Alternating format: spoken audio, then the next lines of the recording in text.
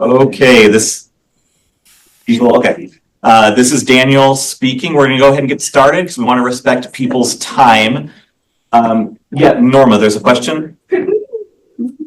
Introduce ourselves, or are there too many people? Because a lot of us blind people, we're trying to find the other blind people. So we have the amazing problem that I think there are too many people here tonight to go around. I am happy separately to orchestrate a blind meetup after this. It's one of the many services I can provide. So happy to do that.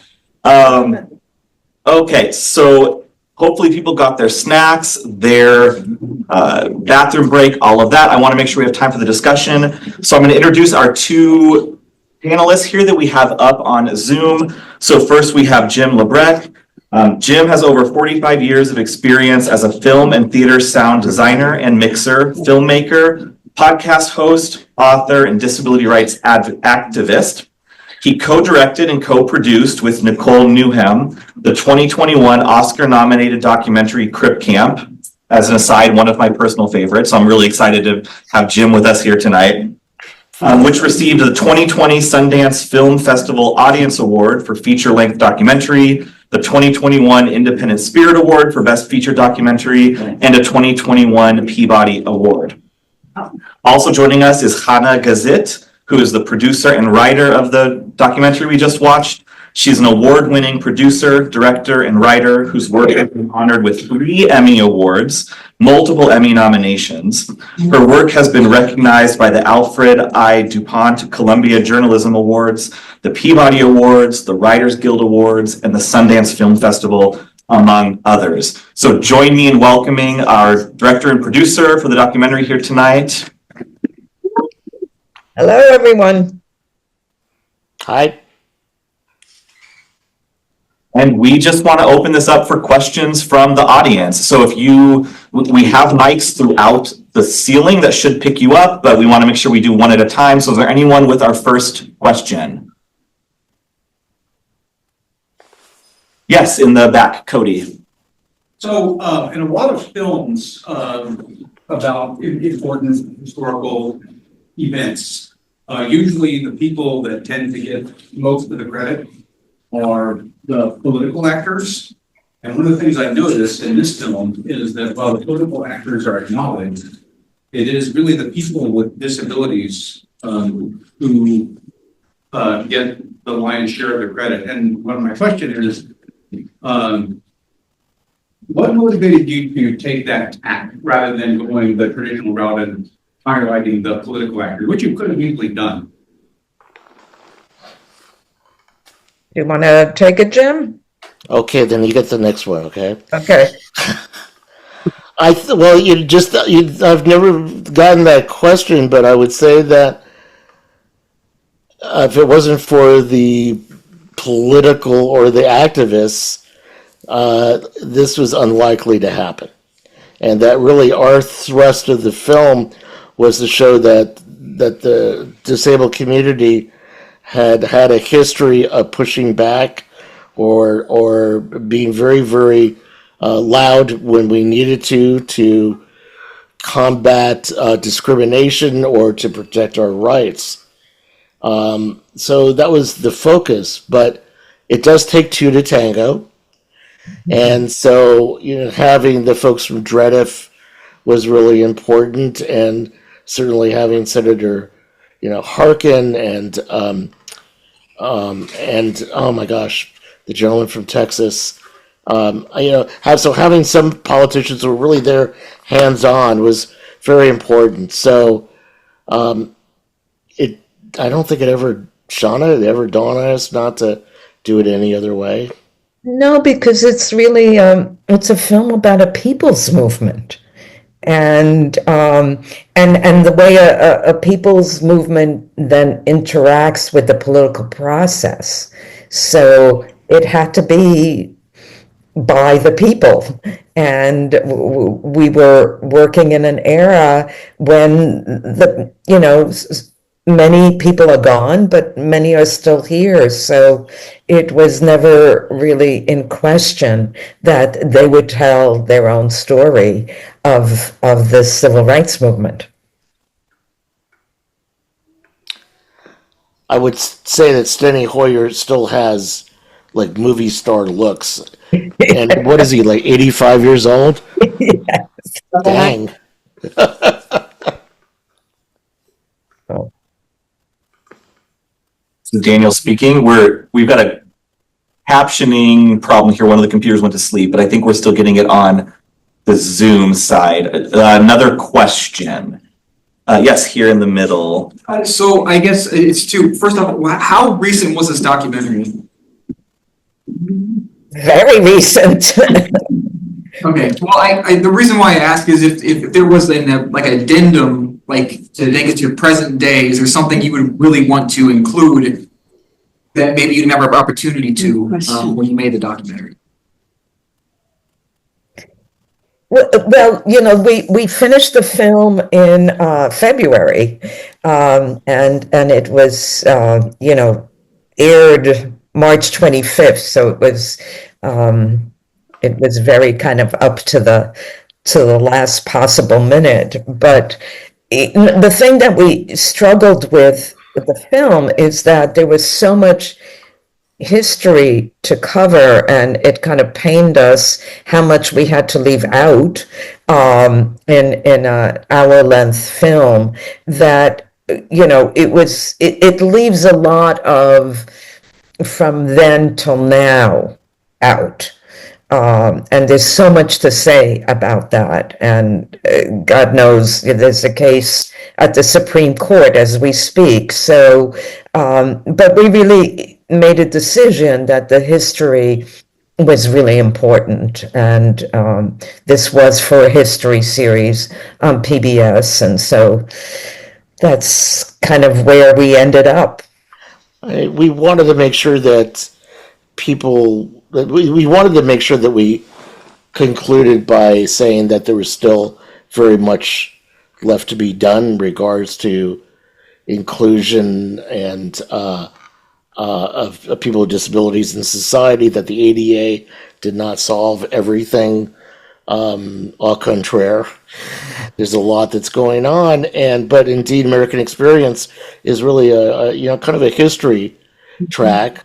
So, and I would also say, I mean, I think that the person that asked the question is inferring, gee, would you have wanted to kind of include what's happening today in politics, and maybe you know, the concerns about 504 or ADA being under attack. And our film really wanted to tell the story about how, as Chana said, this people-powered movement came about. And we had a screening at the Smithsonian about 6 weeks ago or so. And I'm sitting there thinking, like, what are we doing? People are scared, they're worried. And I said, I'm seeing the answer in front of me. I mean, in regards to a younger generation of people who really came together to demonstrate and to be undeniable and to be unavoidable. And I'm hoping that we see something like that reappear. And our film is very loud about why the ADA and 504 were necessary, and that this is not like special treatment, or, as we used to say when I was a kid, you're taking advantage of your handicap. Yeah, take it, it's yours, you know? It's like, so I think that our film really speaks loudly about this, but I also want to underscore something that feels so much like ancient history, that this was a bipartisan effort. And this is where people who were conservatives and liberals came together. And the Republican Party as we knew it back then, and the Democratic Party as we knew it back then, were able to come together. And the reason for that back then is rather clear to me, and disability cuts across all strata of society. And when the statistics say that people who are either deaf, disabled, or neurodivergent make up 25% of the population. Well, we also have friends and caretakers and family members that the influence of all of us is really widespread in society. Excuse me, Another question. please. So you are basically optimistic, even though the present administration we live in and everything like that, you are still optimistic for the future? I'm optimistic in the very long term. Right now, I think there's going to be a great deal of pain that people are already feeling. And case in point, losing ASL interpreters during White House briefings or emergency briefings. And the reshuffle. I mean, no, I'm very, very worried. But I also am heartened a bit by seeing that people have been organizing and having demonstrations in every state of the union, specifically around disability and protecting Medicare and Medicaid.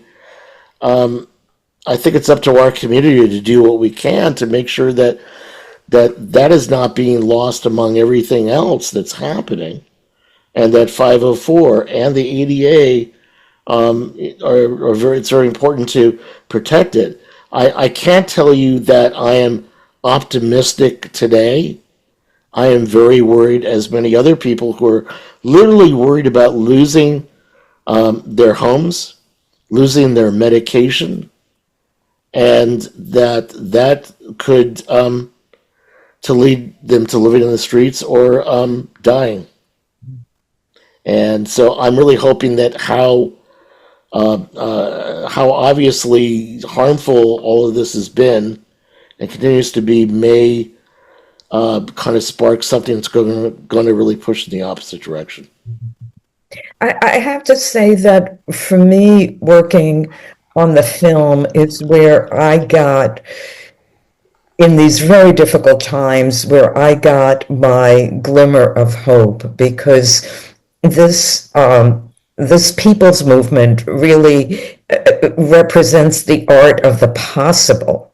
I don't know, because of the limited amount of time we had in our film, whether we present what an uphill challenge it was, how it seemed so impossible to accomplish, and yet by people's sheer will and determination and courage, they got something extraordinary accomplished. And so that's the thing that kind of, this film gives me hope. Working on this film gave me hope that impossible things can happen and we can bring about change. Thank you. This is Daniel. We have lost the video here, and I'm not our most tech savvy person, so I don't know why that happened, but we still have our speakers with me up here, so you can still hear us. I could. Okay. We can pause for the captioner to come back online. So we have the captioner, but not your picture, and we miss your smile. But I would say we can also stream this episode on PBS, which is really neat, so I can share it with friends. And I would challenge you to talk to us about the perspective in having a sister with a significant disability. A lot of times people were rude to me. They were unkind to the both of us, especially when we were appearingly young and healthy and she had significant disability. And in the film, you talk really about people with disability as champions, and you didn't talk about that pain, that pinch that society is so unkind, and it's another perspective. And can you talk to us about how carefully you kept that out of the film?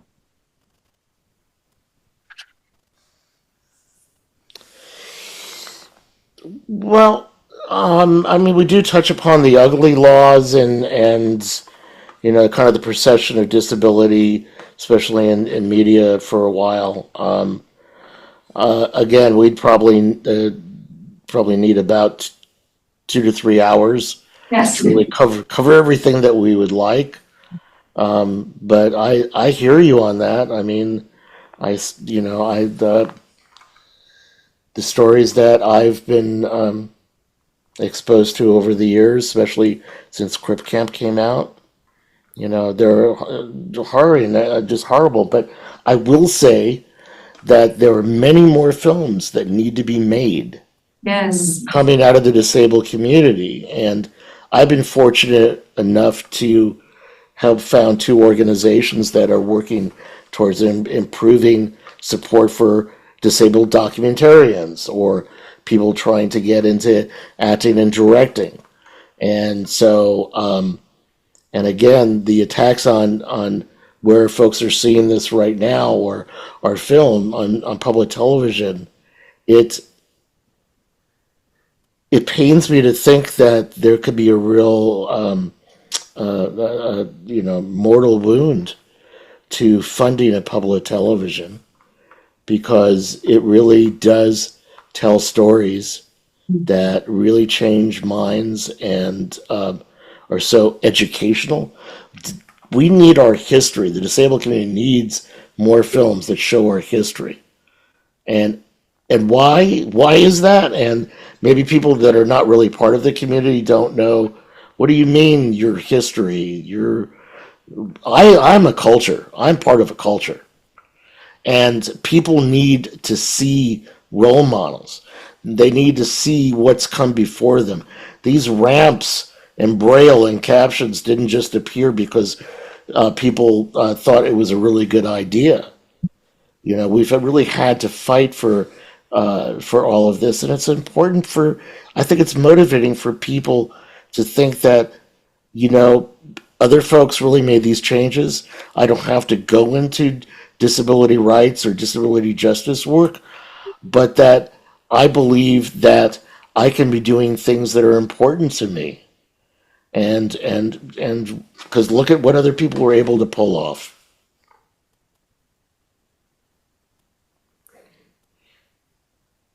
Okay, we have another question up here in the third row. I have a question. I think that one of the things that still frustrates me is when the president-elect was mimicking a disabled reporter, and he was a reporter from the New York Times, and then he mimicked this reporter in front of this, on one of his rallies, and people all laughed. And I thought, at what point do we have to get back to the civics of things? What point do we have to get back to treating people with dignity and respect? And what happens with the whole DEI thing? And, I don't know. It's an open-ended question, but it's just like, the guardrails are off. Yeah. And where are we going to go with this person who is poking fun at a person with disability? And that just still angers me. Sorry, I just have to say that. Don't be sorry. This is Daniel. I just want to cut in for a second. I see we're getting a countdown here, so I think we'll quickly all of.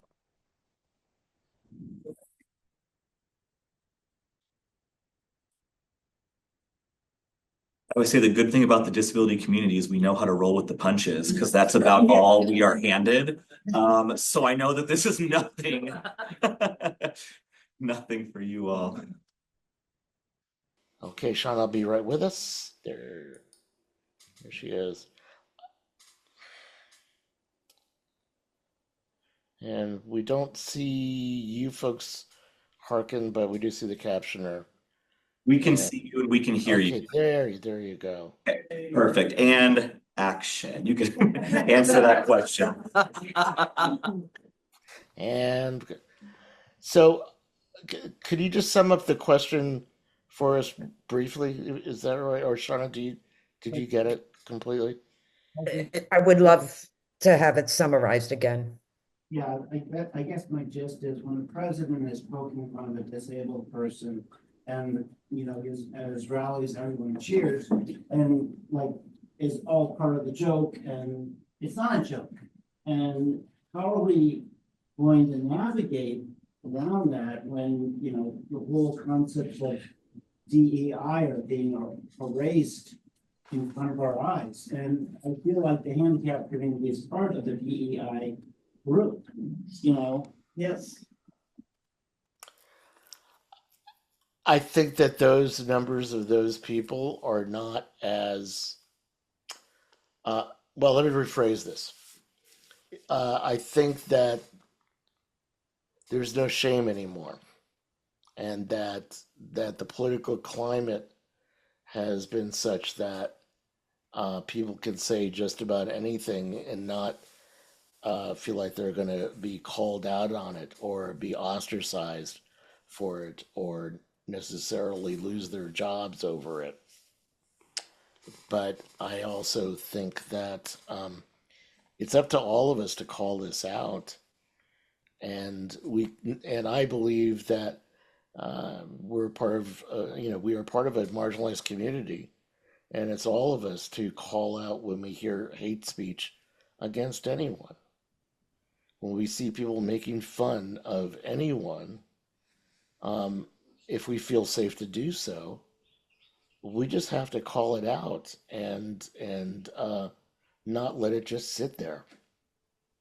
And how do we do that with a large voice? Well, making films, doing social media.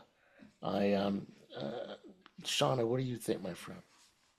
I go back to the message of the film, which is you organize. You organize, you bring people together, you align with people that are like you and are not like you. I mean, one of the, kind of Judy Human's kind of brilliant move was to bring a whole variety of people with disabilities together to unite. And then the disability movement really reached out and united with the civil rights movement, with the women's movement. That is, you organize, you unite. You know, I was just going to say the thing that I really loved about our film was this whole section on all of a sudden the White House gets 40,000 letters on repealing the regulations that haven't even been passed yet, and that was done without Instagram or text messaging or anything else. So organizing, I do really believe so strongly in what that we just have to organize. Sorry, we have another technical problem. This is user error, by the way. I will take full. Thank you, Natalie. This isn't the Russians like tapping in. As important as I would like to think I am, Jim, I don't know that my laptop is that target. Natalie, Dr. Now Action. it's working for us. So I think it's your Maybe experience that's being local more. interference, but I'll not comment on that any further. Okay. Dr. Atkins. Hi, I want to touch on a few things that you said that I thought were interesting. One, you said there's no shame anymore in response to the last question. I think that shame that was felt is on both sides. I think people with a disability, whether it's an apparent disability or a non-apparent inherent disability, there's this movement that I'm seeing among my students that they're embracing who they are and their identity. And the more that our community says it's okay, you know, my disability is my normal.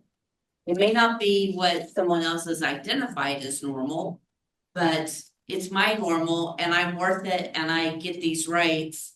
And the more that we can get people to realize that, you know, in my opinion, I think that disability probably impacts more like 80 or 90% of our population. And it's that we haven't come to terms, or they haven't come to terms with who they are and how it impacts them. And then the other thing that you said that I wanted to touch upon was about neurodivergent. And so I see a lot of that, and that's becoming traction in the world. Like people are starting to talk about being neurodivergent and what that means. How do we educate the general mass populace that we all belong to this group?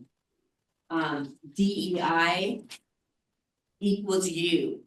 Like we all are there and all need to be included. So I think your documentary was fantastic. It was really well done. I'm gonna watch it again and again and again. And I just want to thank you for bringing that voice that has been so often hidden from the public discourse. So thank you.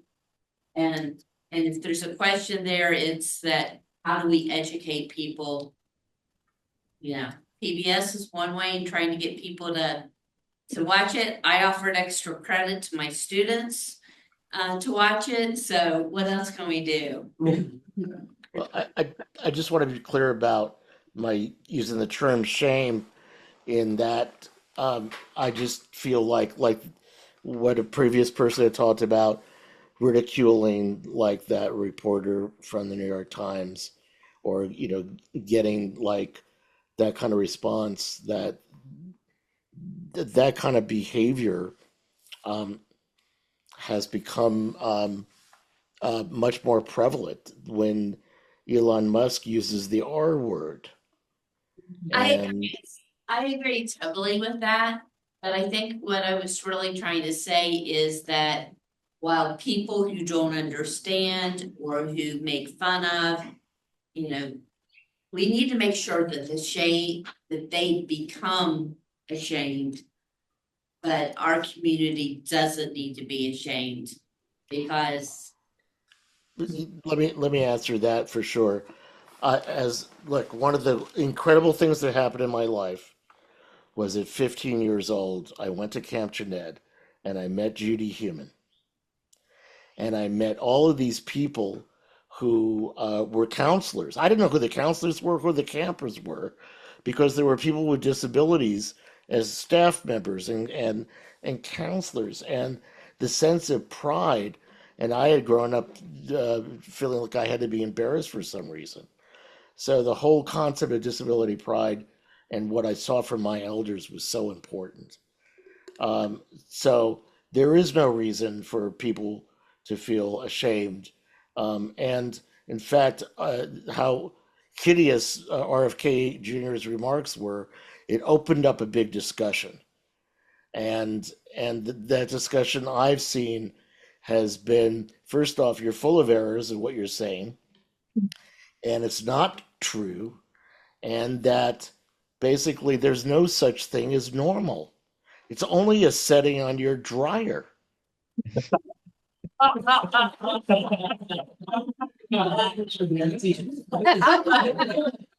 that's great. Can I use that? Oh, well, I stole it from somebody, so go crazy.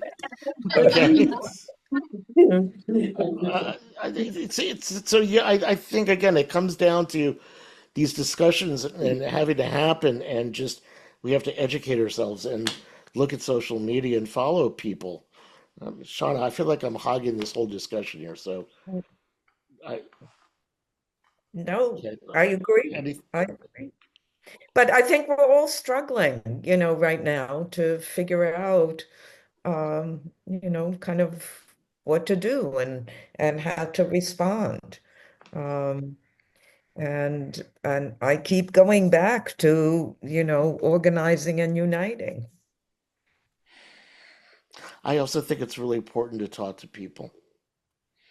And when I was in Washington, D.C., when we were doing our previews, there was somebody at the hotel that they weren't wearing a red hat, but I could kind of tell. And if nothing else, I talked to them for a few minutes. Yeah. And I just wanted to kind of understand where they were coming from and to explain where I was coming from. It was like a drop in the ocean there, but I also do believe that people, it's just easy to ridicule and dismiss other people. Anyway, yeah. You know, traveling with Jim is really extraordinary because he never misses an opportunity to educate, and he does it with grace and gentleness, but never misses an opportunity. And one day we'll tell the sheep in the elevator story. I wanted to just follow up again and say thank you, but Jim, your proactiveness, your willingness to educate, you may think it's only a drop, the drops have ripples. There's a question in the second row. Thank you. Thank you. Yes. Yes, my question deals with DEI and its effects with it being withdrawn from so many places, and post-secondary education as well. Do you think we're going to start seeing students with disabilities perhaps not being admitted to colleges? And what about the employment area? I'm retired now, but I have a history of working with people who are deaf. And the sign language interpreting aspect is so critical. And I'm wondering what you think about that. I've not heard any rumblings in the deaf community about, organizing around this. And yet I can't help but think that in time here, we're going to start to see some effects. Gallaudet University has 75% of its funding coming from Congress. You cannot apply for a grant nowadays if it includes the words disability or diversity or ableism, and to the point where apparently there was a science grant that was rejected because it was about the diversity between two different types of frogs or something. So I don't think there's a chance that we're not going to feel this. All of this sometimes takes a little time for it to happen, like coming back to frogs, the frogs in the pot on the stove.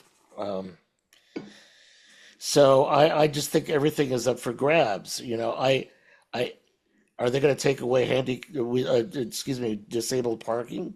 Are they going to not fund braille on walls? I think everything's up for grabs at the moment. I have to say, do I have an unfair advantage? I don't know. Yeah, it's unpredictable. That's the worst part. If it was more predictable, we'd know better how to kind of push back against it. This is Daniel. We'll get back to questions. Yeah, thank you. In the back I with your. apologize for that. I'll bring this back around, I guess, but I will say thank you for the movie and for the retrospective on the lengths that people went to actually solidify these rights in writing. I kind of agree, with you guys in the respect that it helps to know what to do in these kinds of times. I think when you look back and you go, oh, right, we've done this already, we can do this again. And I do feel like, again, if you look at that Texas v. Becerra case, against section 504, right? It is the same playbook. So there is nothing new under the sun there. So I do think less of a question and really more of a kudos, but it is an opportunity to really look back and go, okay, we know this. Let's go back and start the playbook over again on our side. And like you were saying, get organized. If anything, I would ask what you guys think the impact, social media and that feeling that like posting is activism as opposed to just showing and doing the face-to-face hard work of in-person advocacy to not make your voice mutable.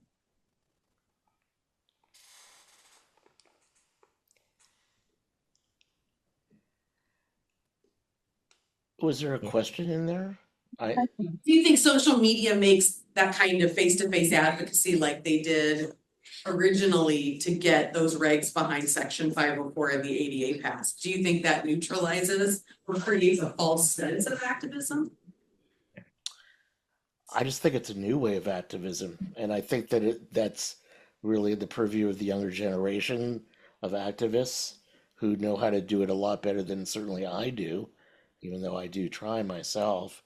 Um, I, I think it takes multiple tacks or tactics. It does take different people of the same generation talking to each other. It does take social media. It takes something that goes viral that really kind of brings a message home. As much as I do believe that actually literally sitting down, so to speak, and talking with people or having a debate, we have to listen to each other. There have been a lot of, if we don't understand or not willing to listen to some people about what their concerns are, especially when it comes down to like what it call, the financial implications of a 504 or the ADA. I believe that the arguments for all of this are very, very strong, and but we don't win anything by shouting people down or being incredibly rude just to get in the headlines. I think one of the things that I was so impressed by, especially with Dredif and the three women we highlight in the film, is that they were such sophisticated political strategists. Like they really took a measure of what the political dynamics were of the time and what the political mechanisms were of the times, and they worked it. And they worked it strategically and they worked it brilliantly. So, there is a place among all of this for just real kind of sophisticated political maneuvering as part of the organizing. In the back, and then we'll come to the front row. Yes. Okay. So my advocacy work has been mostly with parents of neurodivergent children. And so my question would be, what have you heard or looked into over the years as far as it's great to have a law on the books, but when the parents have to be the policemen of enforcement, and that's typically through lawsuits, obviously, and state complaints that don't always get answered. So, what is the word on the street about that? Because it's only a great law if it's actually being followed. So, and it costs a lot of money to file a lawsuit. It's tough enough of a job to be a parent to any child or to be part of a family and, you know, do your part, and then to also have to deal with this. And we are losing, I think there was some civil rights division of the Justice Department that basically had a number of people simply resign because of how it's been dismantled. And so that concerns me. I could have a 504 suit or a ADA suit, and you know, how is that going to be resolved? At what level of government? And you know, how much is that dependent on your state versus a federal statute? So right now it's against the law, but I know that from talking to people at Dredif that the ADA, you know, it was a bill that was passed, and it's just going to be. They were saying that it was going to be harder to really kind of tear it down too much, or you know, make it less effective. But I think that when people think that there's less protections out there, they're willing to test. Go ahead, sue me. And it's been this way even before this administration, so, Yeah. because I had to do it back in 2013 before this administration was there, but. So I think it's been, and from a lot of other people I talked to, I think there are a lot more organizations, at least here locally in Iowa. Because moms are kind of a force to be reckoned with when it comes to advocacy, so I'm just gonna say that, which is great, but. I think it's a problem we've had for a long time. I think the current administration is just gonna make it 10 times worse, because like you said, there are people at the top that now, once people come forward, they're not there to do the investigating and to figure out what's going on and rule on that, but. I I know that. see that's a frustrating problem to have. Yeah, I mean, I know that Dredif, a lot of their work has been involved with. I really kind of started out with making sure that parents of kids with disabilities, you know, had their rights upheld. So, and I certainly, you know, I would definitely look. I would check in on the Dredif website. There's other organizations like Disability Rights Advocates, which is national, that does other work with their lawsuits, and I find that those are good places to kind of know what's going on. Thank you for the film. I lived during that time, and maybe I've forgotten it, but nonetheless, it was a wonderful experience. As I compare the history you presented to the history I've seen of the civil rights movement, I am wondering about the role of churches and religion and spiritual leaders or ordinary people. And it wasn't, I didn't pick it up in your film.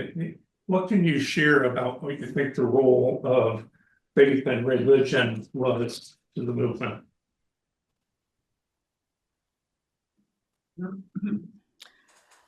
Well, Chana, I mean, we see in our film the support from Glide in San Francisco, and so that church, and that there was I'm not as good at history as you know some of the people that we worked with in regards to those intersections, but I know that there was earlier in the film, you know, I remember these different movements, and so what I do you mean, there recall? was definitely support by various churches and religious communities, but I think it's I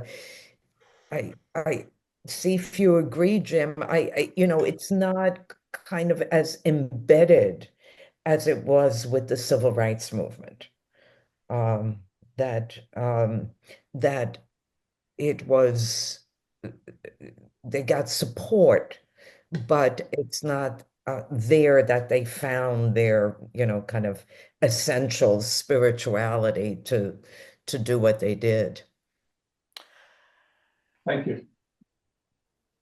Okay, this is Daniel. We are coming up on 8 o'clock Central here in Iowa. So I think we're running out of times for questions. I'm gonna take the liberty and privilege to ask one myself because I'm holding the microphone and get to do that. So I'm curious for both of you, having done, previous documentaries on disability rights or other, historical topics, was there some piece of information or something new that you learned in doing the research on this documentary, something that was a discovery for you, and whether it made it into the final cut or not? I'm just curious.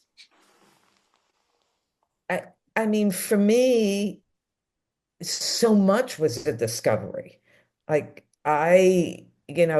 and Jim has heard me say this, I've done a number of historical documentaries. I kind of pride myself in knowing a fair amount of kind of 20th century history. And this major civil rights movement was unknown to me. And I think that's what gave drove us so much to do the film, was that we wanted, it was critical that this history be known. And it led to our frustration that we only had an hour because we could do a lot more. But everything was kind of a discovery. And it really begs the question, why had this history, which is really just this huge kind of moment in the defining character of this nation, why had it gone ignored for so long? I mean, I think we've seen a shift from kind of looking at disability as medical and over to social and civil and human rights.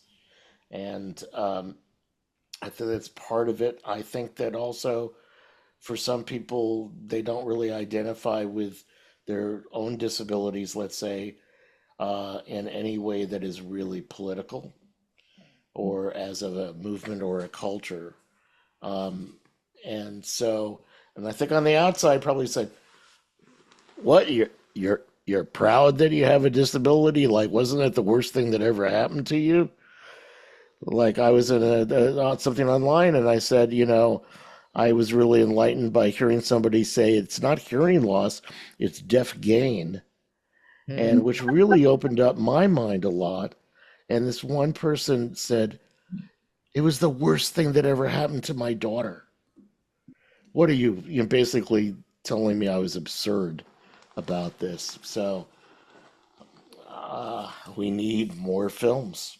We need more storytellers. We need the characters that you see on television being much more complex and authentic. And we have to stop using non-disabled actors playing disabled roles. And the people are out there. No one's willing to take a risk. However, there is a biopic about Judy Heumann based on her memoir that has been developed, and they're going to start shooting in Toronto within a month, and it's going to be on Apple Plus, and it's directed by Sean here, who directed Coda, which won an Academy Award for Apple a few years ago. So it's gonna be on a streaming service that people that have to pay for, but we're 2/3 unemployed. Thank you very much. Okay, this is Daniel. We are at time here. So let's, in the room, have a round of applause. Thank you.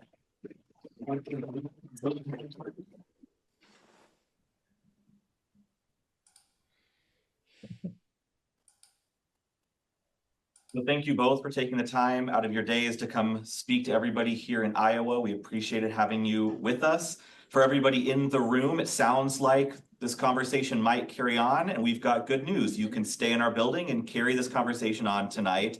And if these are the kinds of conversations that you like having, we hope you will come back to the Harkin Institute. We have these types of events, panels, discussions to get at these public policy issues around disability, retirement security, health and wellness, labor and employment. So if it's your first time here, please make sure it's not your last. And if it's not your first time, we welcome you back.